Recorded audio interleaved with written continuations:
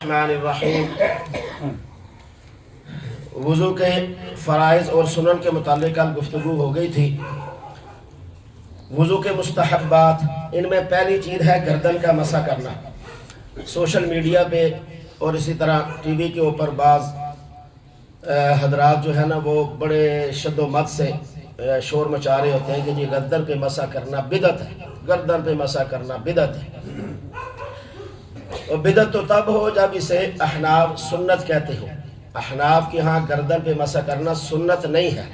مستحب ہے، اور مستحب ہونے کی بھی دلیل ہے۔ چنانچہ سر اور کانوں کا مسح کر لینے کے بعد اسی پانی سے گردن کا مسح کرنا یہ مستحب عمل ہے، یعنی اچھا عمل ہے۔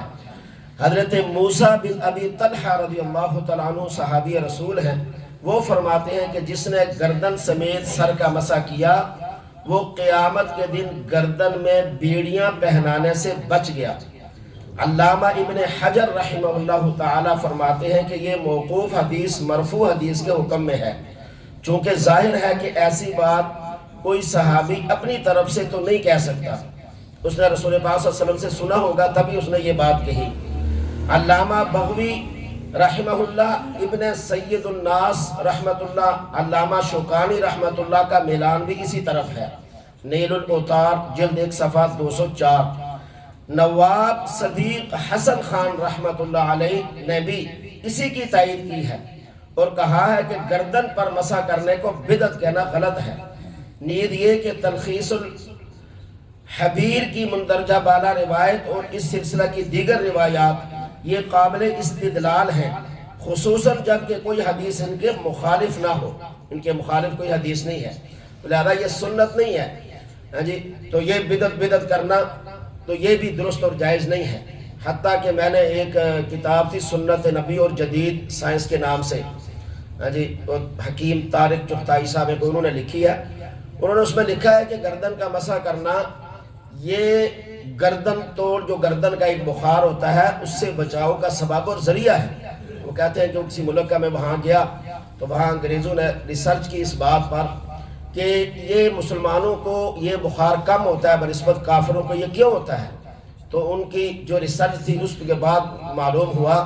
کہ مسلمان جو اپنا گیلا ہاتھ جو ہے وہ گردن پہ مارتے ہیں،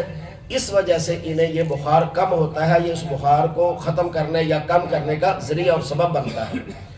تو اس لیے بتاؤں گا انشاءاللہ آخر میں طریقہ۔ تو جب بیک جو ہوتی ہے ہاتھوں کی، جب آپ سر کا کانوں کا مسح کرنے کے بعد گردن سے پیچھے یوں کر لیں، یہ نیچے سے کرنا یہ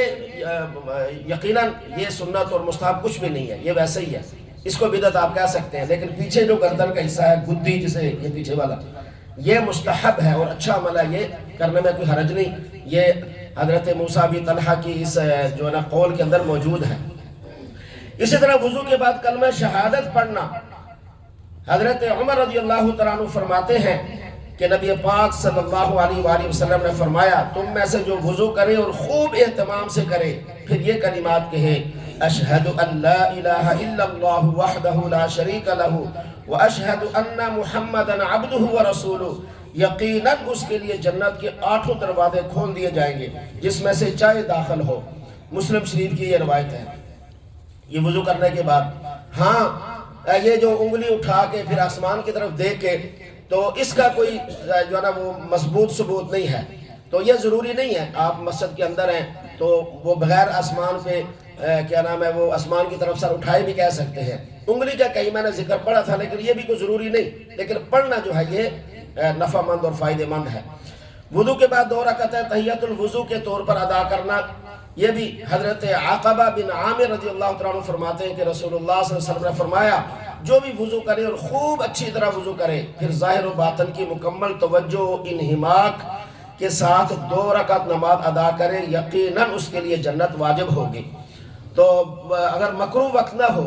یعنی عصر کی نماز پڑھنے کے بعد، اسی طرح صبح وقت شروع ہونے کے بعد، دوپہر کو 11:50 سے 12:10 کے درمیان سارا سال، اس کے علاوہ جو ہے نا اگر آپ آئیں تو، اور اگر ٹائم کم ہو تو تحیۃ الوضو تحیۃ المسجد دونوں اکٹھے بھی پڑھ لیں پھر بھی انشاءاللہ اجر ملے گا، لیکن مکروہ وقت دیکھتے ہوئے۔ اسی طرح وضو کو توڑ دینے والی چیزیں وضو کو توڑ دینے والی چیزوں میں یعنی جن سے وضو ٹوٹ جاتا ہے، سب سے پہلے پاخانہ یا پیشاب کرنے سے وضو ٹوٹ جاتا ہے، جیسے کہ اللہ رب العزت کا ارشاد ہے او جاء احد منکم من الغائط، یا تم میں سے کوئی شخص بولو براز کر کے آئے۔ نمبر 2 خروج ریح یعنی ہوا کا خارج ہونا، چاہے آواز کے ساتھ ہو یا بغیر آواز کے ہو،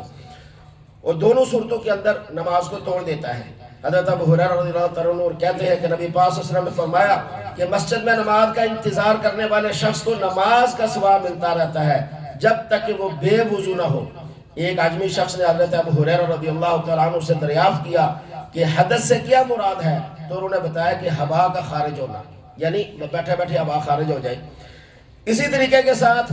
مزی اور ودی کے نکلنے سے وضو ٹوٹ جاتا ہے، کہ آدمی کو بعض دفعہ قطروں کی بیماری ہوتی ہے، بعض دفعہ وہ یعنی قطرے آ جاتے ہیں پیشاب کے علاوہ، تو اگر ویسے قطرے آئے تو اس سے وضو ٹوٹے گا، غسل اس سے لازم نہیں آئے گا۔ اسی طریقے سے سو جانا، حضرت صفوان کہتے ہیں کہ رسول اللہ صلی اللہ علیہ وسلم ہمیں تلقین کرتے کہ سفر کی حالت میں 3 دن تک موزے اتارنے کی ضرورت نہیں، ہاں اگر جنابت ہو جائے تو موزے اتار دیں اور غسل کریں، البتہ پیشاب، پاخانہ اور نیند کی وجہ سے موزے اتارنے کی ضرورت نہیں ہے، بلکہ وضو کے وقت مسح کر لینا کافی ہے۔ اس حدیث میں پیشاب و پاخانہ اور نیند کا ایک ہی حکم بیان ہوا ہے کہ ہر دو کی طرح نیند بھی ناقض وضو ہے۔ کھڑے کھڑے یا بغیر سہارا لگائے یا نماز کی کسی عہد پر سونے سے وضو نہیں ٹوٹتا۔ اب اس میں دیکھیں 4 صورتیں ایسی ہیں جس میں وضو ٹوٹ جاتا ہے، 4 صورتوں میں نہیں ٹوٹتا۔ آدمی لیٹ کے سوئے، پہلو بل سوئے، اسی طریقے سے آدمی کسی کے ساتھ ٹیک لگا کے سو جائے، یا ایسی ٹیک لگائے کہ اگر اس کو پیچھے سے ہٹا دیا جائے تو آدمی گر جائے، ان صورتوں کے اندر نماز ٹوٹ جاتی ہے۔ بزرگ جو کرسیوں پہ بیٹھتے ہیں وہ خاص خیال رکھا کریں کہ وہ پیچھے ٹیک لگا کے بعد وقت سو جاتے ہیں، بعد وقت خروں خروں کی آواز بھی آتی ہے تو وہ اللہ کے فضل سے جمعہ بھی پڑھ لیتے ہیں۔ ایک لمحے کے لیے بھی اگر آدمی سو جائے تو وضو ٹوٹ جاتا ہے۔ اسی طرح دیوار کے ساتھ ٹیک لگا کے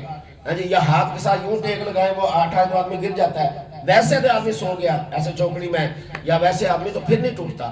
اور 4 حالتوں میں نہیں ٹوٹے گا، بالکل سٹینڈ کھڑا ہو، بالکل رکوع کی حالت میں ہو، سجدے کی حالت میں ہو، اور تشہد سنت کے مطابق کر رہا ہو تو پھر اس کا وضو نہیں ٹوٹتا، چاہے گھنٹہ سویا رہے مزے مزے سے۔ تو ان صورتوں کے اندر وضو نہیں ٹوٹتا۔ اسی طریقے سے قے اور نکسیر آنے سے وضو ٹوٹ جاتا ہے۔ حضرت ابو درداء رضی اللہ تعالیٰ عنہ روایت کرتے ہیں کہ امام ترمذی رحمۃ اللہ علیہ فرماتے ہیں کہ اکثر حضرات صحابہ اور تابعین کا مسلک یہی ہے کہ قے اور نکسیر سے وضو ٹوٹ جاتا ہے۔ اسی طرح حضرت عبداللہ ابن عباس فرماتے ہیں کہ رسول اللہ صلی اللہ علیہ وآلہ وسلم نے فرمایا اگر نماز میں کسی کو نکسیر آ جائے تو وہ نماز توڑ دے، پھر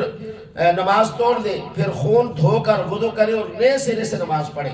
اور خود نواب صدیق حسن خان بھی یہی لکھتے ہیں کہ قے، نکسیر اور ابکائی سے وضو ٹوٹ جاتا ہے، اور حدیث قاؤ فتوضؤ حسن درجے کی حدیث ہے۔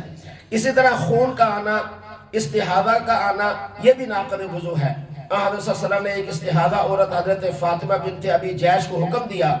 کہ ثم توضأ لكل صلاة، کہ پھر ہر نماز کے لیے مستقل وضو کیا کرے۔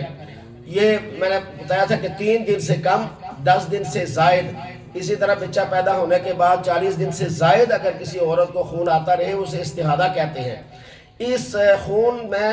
عورت ہر نماز کے ساتھ تازہ وضو کرے گی، جب نماز کا وقت ہو گیا وضو کرے گی، بے شک خون آتا رہے جو مرضی ہوتا رہے، اور جو ہی وقت ختم ہوگا خود بخود اس کا وضو ٹوٹ جائے گا،